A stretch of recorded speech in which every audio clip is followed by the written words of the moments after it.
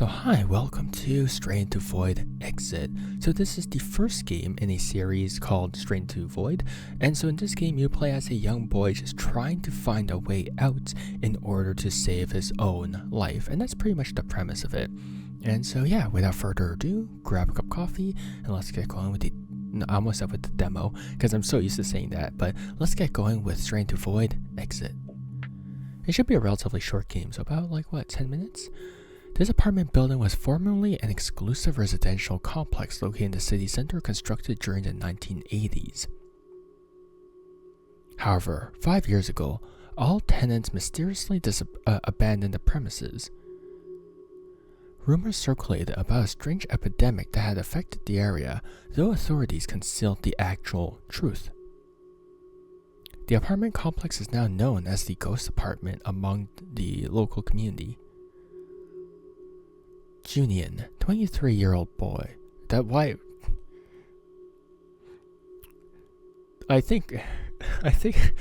Okay, dev and writer and whoever wrote the ad copy on itch.io, I think we need to reevaluate what your definition of boy is. He rented room 311 in this apartment due to its relatively affordable cost, obviously. 20-year-old is not a boy. I mean,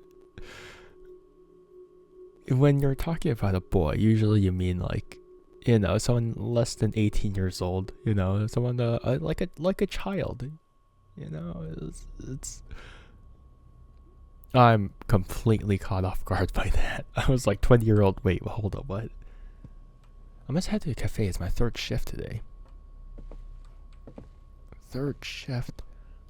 Oh, why do you move like this, my guy? I forgot the key. Why did you forget the key? There's your house. Oh my... I'm not tired. Well, I am.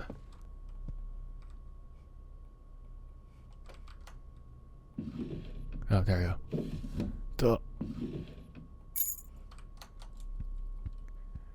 Okay. Now we can... Why do you need a key to exit the house?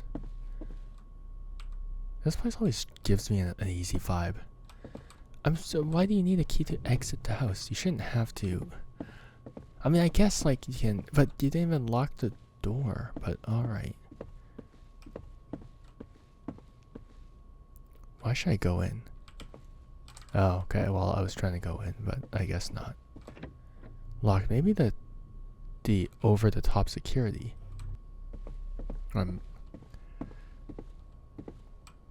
Okay.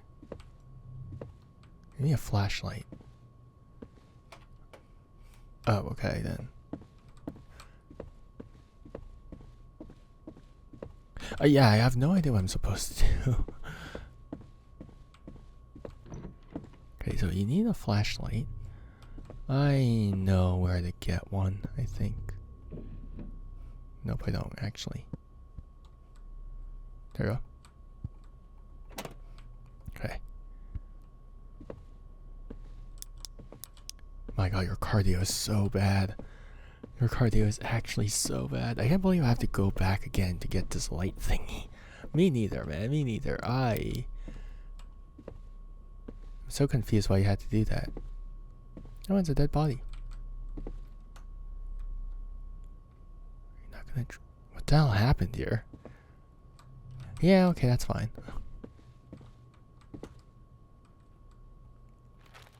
Okay, there we go. What's the leather? I don't know what the leather says. So, what? How do I open my... I don't get an inventory? Okay, I guess I'm just gonna ignore the dead body. It's fine, right, guys? Right?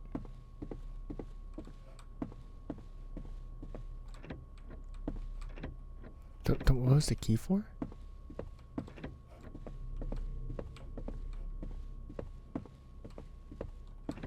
Locked.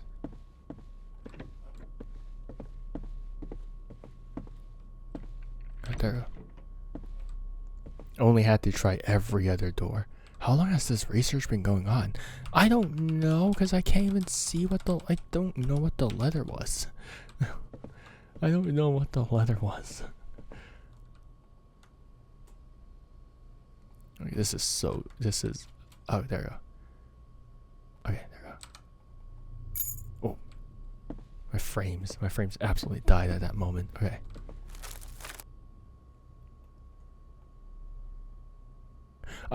Oh, okay, there we go. Day 14, they learned. They no longer attack while we sleep. Now they're waiting on the wall, waiting for prey. Oh. Day 7, my research teammate has been affected. We are research physicians from the CDC assigned to this apartment. We discovered strange parasites in the apartment. Personal protective equipment is not enough to protect us. They come when we sleep. The outside key is with my research team. However, I cannot approach it as it's too dangerous. I don't know what happened to him. I'm hiding in this dark room. I don't think he's hiding anymore. I think he's kind of dead.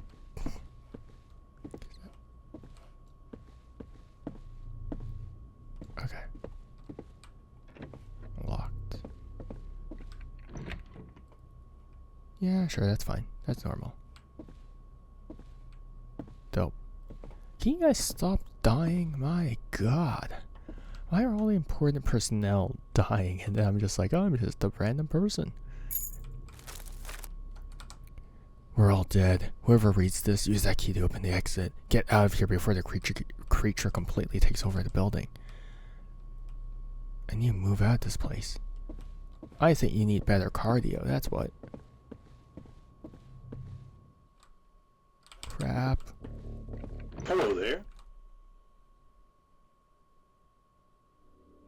Julian managed to escape the terrifying apartment. He never returned. The story became just a terrible memory, one he treasured as the most difficult experience in his life.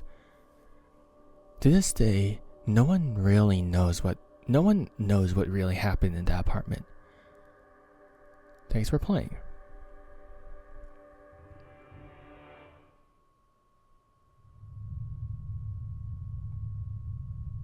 A game by Junix. I get what this game was going for. But okay, so I think I like the idea that there's something already infesting this apartment.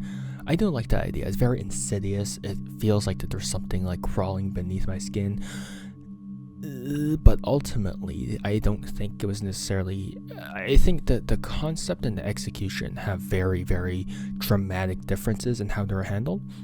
So, the build-up was that this thing was infected, right? This thing is infested. There's just like parasites all over the place, and I do think that's cool. That's a very, very cool premise, and I think that can lead to a lot of really cool things. But as we move later on into closer to the end of the game, we do start getting we get the creature, which I think sort of contradicts the point of a parasite, right? Because the inherent point of a parasite is that it's small and affects a system, and then that's it, right? It's inherently supposed to be something that crawls beneath your skin and then it kills or infects something from the inside out. But then the moment that you place a creature, suddenly it's not a parasite anymore. Suddenly it's just a generic monster. It's just a generic creature. And I think that those two handlings really clash with each other because it was built up as a parasite, and then you just got a four-legged creature rushing towards you at the end. If I think a more effective way of probably delivering the parasite stereotype or thingy in general would be if one of the